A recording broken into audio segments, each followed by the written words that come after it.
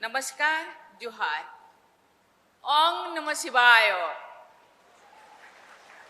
ओम नमः शिवाय।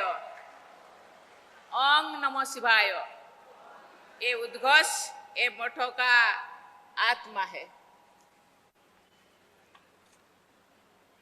सहोदरा सहोदरियरे तमगे एलुरिरु नन्ना सप्रेम नमस्कार गड़ू।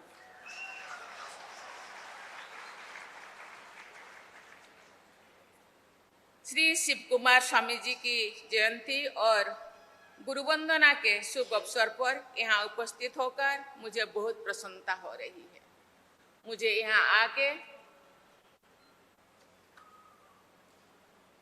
श्री शिव कुमार स्वामी जी के सानिध्य मिला, उनको नमन करने का, ये मठ का पवित्रता को अनुभव करने का मुझे जो मौका मिला, इसीलिए समन्ना जी को मैं बहुत बहुत धन्यवाद देना चाहती हूँ और प्रहलाद जी को भी बहुत धन्यवाद देना चाहती हूँ। उन्होंने ये पवित्र मठ को दर्शन करने के लिए, बच्चों से मिलने के लिए, यहाँ के पवित्र संतों के से मिलने के लिए मुझे लो मौका दिया गया, इसलिए उनको बहुत बहुत धन्यवाद देना चाहती हूँ। मैं मानती हूँ कि श्री शिव कुमार स्वामी जी जैसे संत हमारे समाज और राष्ट्र की आत्मा को स्वरूप प्रदान करते हैं। उनका भौतिक शरीर वर्ष 2019 में परम तत्व में विलीन हो गया, परंतु उनकी अध्यात्म धारा समाज का और देश का सदैव सिंचित पोषण करती रहेगी। हमारी परंपरा में प्रार्थना है, जीवेम शरदः शतम भूयश्च शरदेह शतात्, अर्थात हम 100 वर्षों की आयु तक जीवित रहे और 100 वर्षों से अधिक आयु तक भी जीवित रहे। इस प्रार्थना में केवल लंबी आयु की कामना नहीं की गई है। इस प्रार्थना में व्यक्ति द्वारा पूर्णतः स्वस्थ, सक्रिय और आत्मनिर्भर बने रहने की कामना की गई है। मुझे बताया गया है कि शिव कुमार स्वामी जी ने शताब्दी जन्मोत्सव संपन्न करने के बाद कई वर्षों तक अपनी आध्यात्मिक सक्रियता से मानवता को समृद्ध किया।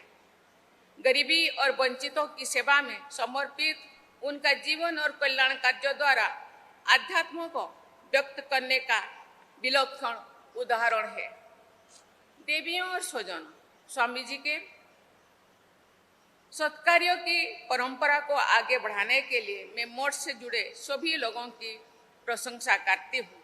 इस मठ द्वारा बड़ी संख्या में ग्रामीण बच्चों के लिए निःशुल्क भोजन, आवास और शिक्षा की व्यवस्था करना अत्यंत सराहनीय है।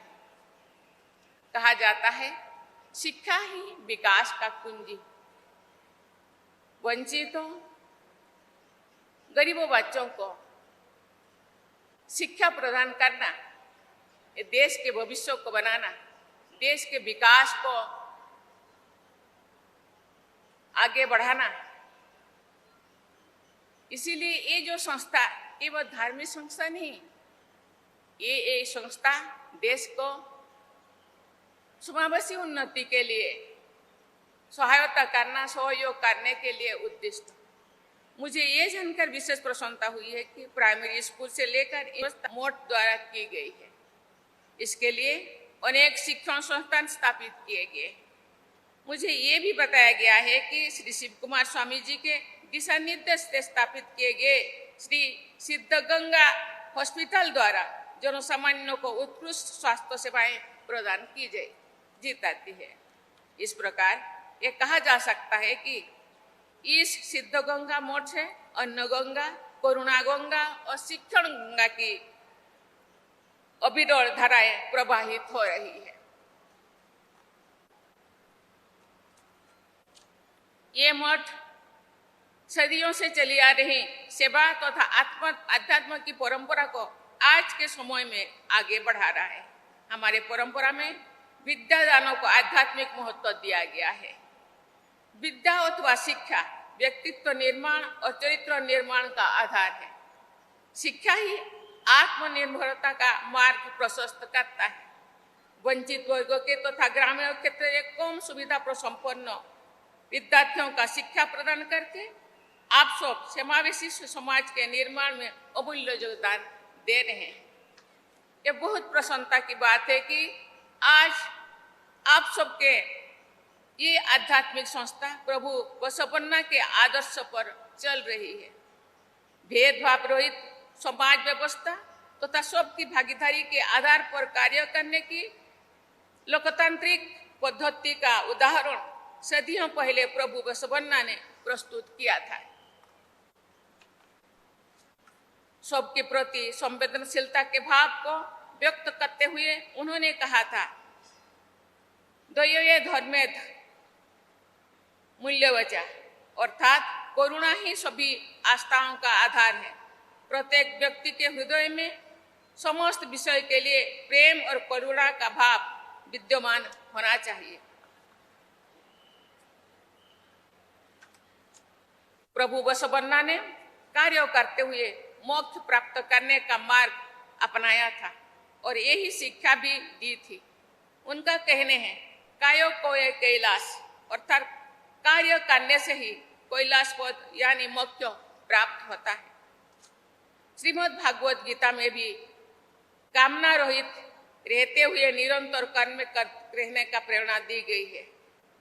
तस्मात् असक्त सतम कार्यम कर्म समान चर, अर्थात अनासक्त रहते हुए निरंतर बलिवती कार्य करते रहे। कर्मठता, जनसेवा और राष्ट्र सेवा एक दूसरे से जुड़े हुए हैं। आध्यात्म द्वारा जनसेवा और राष्ट्र सेवा का सुदृढ़ आधार प्राप्त होता है। कर्नाटकों के जनसेवा, राष्ट्र सेवा, आध्यात्म एवं आधुनिक प्रगति के सबसे प्रभावशाली उदाहरण दिखाई देती है। इसके लिए कर्नाटक के कर्मठ और प्रतिभाशाली निवासी बधाई के पात्र हैं। कर्नाटक का लोग राष्ट्र निर्माण में अग्रणी योगदान देते रहे हैं। मुझे विश्वास है कि कर्नाटक राष्ट्र निर्माण के अग्रणी केंद्र के रूप में आगे बढ़ता रहेगा। देवियों सजनों, आज पूरे देश में राष्ट्रीय गीत वंदे मातरम की रचना के 150 वर्ष संपन्न होने के अवसर पर इन उत्सवों के संदर्भ में कन्नड़ साहित्य के माध्यम से देश के साहित्य को समृद्ध करने वाले राष्ट्र कवि कुवेम्पु का मुझे सहज ही स्मरण हो रहे हैं। उनके द्वारा रचित कर्नाटक गीत में भारत माता की पुत्री के रूप में कर्नाटक माता का वर्णन किया गया है। और अमर गीत जय भारत जननियों तनु जाते, जय है कर्नाटक माते, सभी देशवासियों के हृदय में कर्नाटक के प्रति गौरव के साथ साथ राष्ट्रीयता की भावना जागृत करता है। इस गीत में भारतीय जीवन मूल्यों की व्यापकता और उदारता का जीवंत चित्रण उपलब्ध होता है। यही भारतीय जीवन मूल्य श्री शिव कुमार स्वामी जी के अवतरण योगदान में भी परिलक्षित होती है।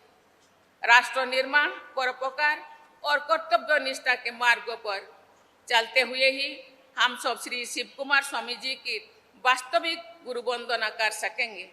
उनकी पावन स्मृति से जुड़े इस समारोह में हम सब ये संकल्प ले कि कर्नाटक माते और भारत माता के गौरव को बढ़ाने के लिए हम सदैव सक्रिय रहेंगे।